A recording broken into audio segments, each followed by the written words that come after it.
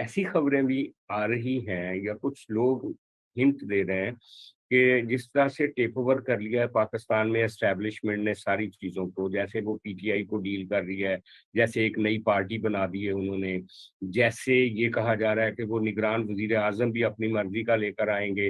हो सकता है इनको वो ऑन बोर्ड भी ना लें पीडीएम को एस्टेब्लिशमेंट, और वो वजीर आजम अपनी मर्जी का अपना खास बंदा ले आए।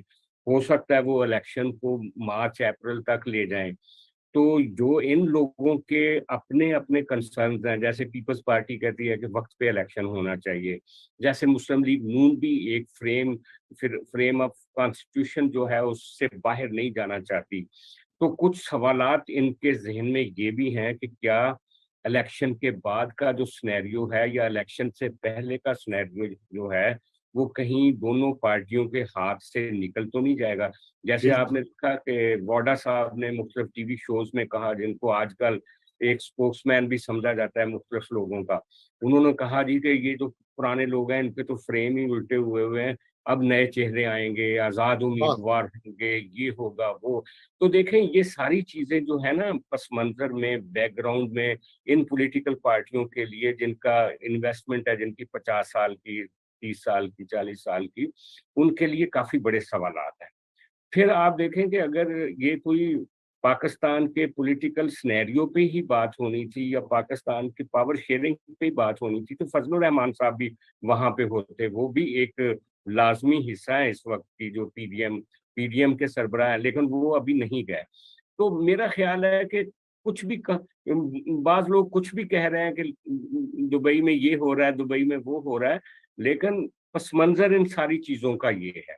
और जैसा पीपल्स पार्टी ने तो खुद खुल के कह दिया था जब इस्तेकाम पार्टी बनी थी, तो उनका ख्याल था कि जनूबी पंजाब में हमें कोई फ्री स्पेस मिलेगी। लेकिन जहांगीर तरीन का जहाज जब से लैंड हुआ है तो उसके बाद पीपल्स पार्टी के भी वो जो है ना एंटीनाज वो खड़े हो गए कि पता नहीं वो हमें जनूबी पंजाब में भी काम करने उस तरह का नहीं देंगे जैसा जैसा उनकी सोच थी। उनका ख्याल था कि 20-25 सीटें जनूबी पंजाब से वो निकाल लेंगे। लेकिन अगर जहांगीर तरीन ने भी वहां पे अपना पड़ाव डाल दिया और मुस्लिम लीग नून का भी वहां पे चंक है तो पीपल्स पार्टी वो भी नहीं कर पाएगी। तो इस तरह की कुछ चीजें हैं जो शायद डिस्कस हुई होंगी, हम यही कह सकते हैं। जी, बहुत आपने उम्दा बातें कही। सबसे अहम बात यह है कि कहीं लेने के देने न पड़ जाएं। ये पहले भी 1977 में कहा गया था 90 दिन में इंतखाबात होंगे, और एग्जैक्टली। सब जानते हैं कि वो इंतखाबात कितने आगे गए। और दूसरी ये बात है कि ये ज्यादा खुश नहीं होना चाहिए पीडीएम को। मैं तो शुरू दिन से कह रहा हूं कि ये एक एकदम मक्कू ठपेगा फौजिया जी, तो फिर इन्हां दी वारी आ सकती है। बहरहाल, आप फौजिया मुझे ये बताएं कि आपने पिछले कई हफ्तों से, मैं देख रहा हूं, आप भी इसके इन्हीं मौजूआत के ऊपर बात कर रही हैं। ये जो मुल्क में इस वक्त हलचल है और इदारों का के हवाले से जो बात है, इलेक्शन कमीशन हो, नादरा हो, पार्लियामेंट हो, ये इस वक्त इस पूरी प्रोसेस में इदारे जिस तरह से रुल गए हैं। सो मतलब पहले तो हमने देखा ना कि फौज ने कहा जी हमने 20 अफसर फारिग कर दिए। अच्छा, इलेक्शन कमीशन वो नादरा का जो हेड है उसको हटा दिया क्योंकि आर्मी चीफ जो आ रहा था उसका डेटा चोरी होकर लीक हो गया। कमाल है। मतलब ये कि अगर उनका डेटा जो है वो कोई नीचे से निकाल के चोरी करके लीक कर सकता तो फिर बाकियों के क्या क्या ही हाल होगा। अच्छा, ये जो इंस्टीट्यूशनल डिक्लाइन है ये यकीनन इस पॉलिटिक्स से भी जुड़ा हुआ है, तो आप थोड़ा सा इसके ऊपर कमेंट करें कि कैसे आप ये देखती हैं कि हम कैसे ये आने वाले दिनों में इदारों की साख, इलेक्शन कमीशन की स्पेशली, कैसे बरकरार रहेगी एक फेयर, न्यूट्रल इलेक्शन और ट्रांसपेरेंट इलेक्शन के हवाले से। सर, आप जो कह रहे हैं ना आजकल किसी को समझ नहीं आ रही, ऊन गाना सारे इको ही है कि रोलते गए हैं पर चस बड़ी आई है। मगर बड़ी चीज इस वक्त खैरा कर रही है ना पूरे मुल्क को और हमारे व्यूअर्स को, वो आपकी और अदा सुलंगी की कमीजों के रंग हैं। वो इन्ने सोने ने मेरा तो फोकस ही खराब हो गया। Coming back to serious thing, और वो ये है कि हम जो पॉलिटिकल साइंस या इलेक्टोरल प्रोसेसेस पढ़ते आए हैं ना दुनिया में कहीं भी, तो हम उन्हें हमेशा एक चीज समझी और सीखी है, वो ये है कि power manifests to serve itself. जो पावर होती है ना, या पावर हब होता है, बेस होता है, उसका मकसद ये नहीं होता कि मैंने ग्रिड को बिजली देनी है, उसने पहले अपने आप को मजबूत करना होता है। तो अगर ये समझना, और हमारी पॉलिटिकल हिस्ट्री में फौज का एक किरदार रहा है, हमारे यहाँ हमारी जमहूरियत कंडीशनल रही है दरे फौज के पसंदीदा लीडर तक, और जितने भी हमारे लीडर्स अभी तक रहे हैं या हैं, वो किसी ना किसी तौर पर उनका कोई ना कोई कहीं ना कहीं टांका थोड़ा बहुत जुड़ जाता है। अब उसकी विजिबिलिटी, अब अगले कह रहे हैं जी अब हमारा रोल है नहीं है, विजिबिलिटी कम या ज्यादा हो सकती है, मगर सियासत में हमने हिस्सा नहीं लेना, मगर मईशत में हमने हिस्सा लेना है और कमेंट भी करना है, हमने डिप्लोमेट्स को भी मिलना है। तो ये थोड़ी बातें हैं।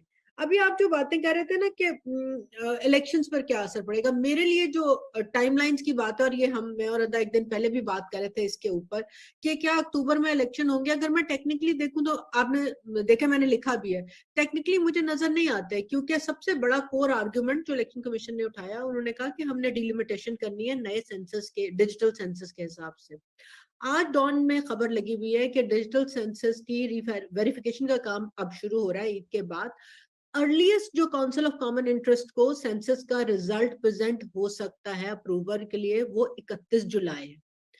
अब हम कहते हैं ठीक है जी, सब डॉट पे जाता है और 31 जुलाई को पेश हो जाता है। मुझे बताएं, काउंसिल ऑफ कॉमन इंटरेस्ट मिल सकती है इस वक्त? नहीं मिल सकती, इसलिए कि दो आपके सूबों में आपके चीफ मिनिस्टर जो है केयर टेकर है, और एक अगेन सुप्रीम कोर्ट की एक जजमेंट में आज जफरुल्लाह साहब ने उसका जिक्र भी किया था कि दो ख्वाजा आसिफ साहब अगे वर्सेस दिस संबंध था, जिसमें कोर्ट ने कहा था कि केयर टेकर जो है ना, वो काउंसिल ऑफ कॉमन इंटरेस्ट के फैसले नहीं ले सकते।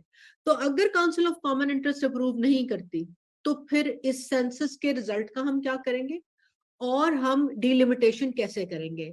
याद रखें कि पिछली डिलिमिटेशन कंडीशनल हुई थी, सिंध ने उसको कंडीशनल इजाजत दी थी, उससे आपके दरमियान करीबन 225 से अब हम 250 मिलियन की बात कर रहे हैं। तो नंबर वन, एक तो ये बहुत बड़ा फर्क है। दूसरी बात ये मेरा ख्याल है देखने वाली है कि जो दुबई के हवाले से अगर आप इजाजत दें तो एक और बल्कि उससे पहले इलेक्शन कमीशन की एक और बात कि 57 और 58 जो इलेक्शन एक्ट में तब्दीली का सबसे ज्यादा इंपॉर्टेंट रहा, वो करवा तो ली उन्होंने कि इलेक्शन का शेड्यूल भी इलेक्शन कमीशन खुद अनाउंस करेगा और उसमें वो ऑल्टर भी कर सकता है, मगर इसके साथ साथ फिर उनको जिम्मेदारियां भी लेनी पड़ेंगी ना। क्या बैक एंड पे हम वो उस तरह तैयार हो रहे हैं? अगर केयर टेकर ही रहती है, चले दो सूबों में हुआ, पहले उन्होंने कहा कि जी हमें सिक्योरिटी के लिए पुलिस नहीं मिल रही, स्टाफ नहीं मिल रहा, अब कैसे मिलेगा, और क्या अब वो असर्ट कर पाएंगे? तो ये सारी चीजें जिनको हम टेक्निकल कवर्स लेते हैं ना, उनको वो पीछे करके इदारों की ये जो सो कॉल्ड इंस्टीट्यूशनल स्ट्रेंथ है ना, कॉन्स्टिट्यूशनल बॉडीज की भी, उसको भी ये बड़ा जलील सा कर रहा है कि भाईजान शर्म दा पर्दा विच रहन दियो ना, गल्लां इन्नियां करिया करो। जो बात आपने दुबई वाली की, अब उसमें कि जी वो क्या करेंगे, मुझे बताएं कि इसका जवाब कौन देगा? मियां साहब देंगे या जरदारी साहब देंगे? क्या जरदारी साहब राजी होंगे नए सेंसस का रिजल्ट आए बगैर इलेक्शन कराने में? और अगर वो 2017 वाली पुरानी डिलिमिटेशन के ऊपर जाएंगे तो फिर अब आर्ग्यूमेंट क्या होगा? ये सारी चीजें मिलके वो पॉलिटिकल डिस्कोर्स में और वोटर्स की परसेप्शन, जिसको ये सारे मिलकर कहीं ना कहीं इन्फ्लुएंस करना चाह रहे हैं, उस पर बहुत असर डालेंगे। वो कहेंगे देखा, ये राजी नहीं थे, यूं भी नहीं हो सकता था, यूं भी नहीं हो सकता।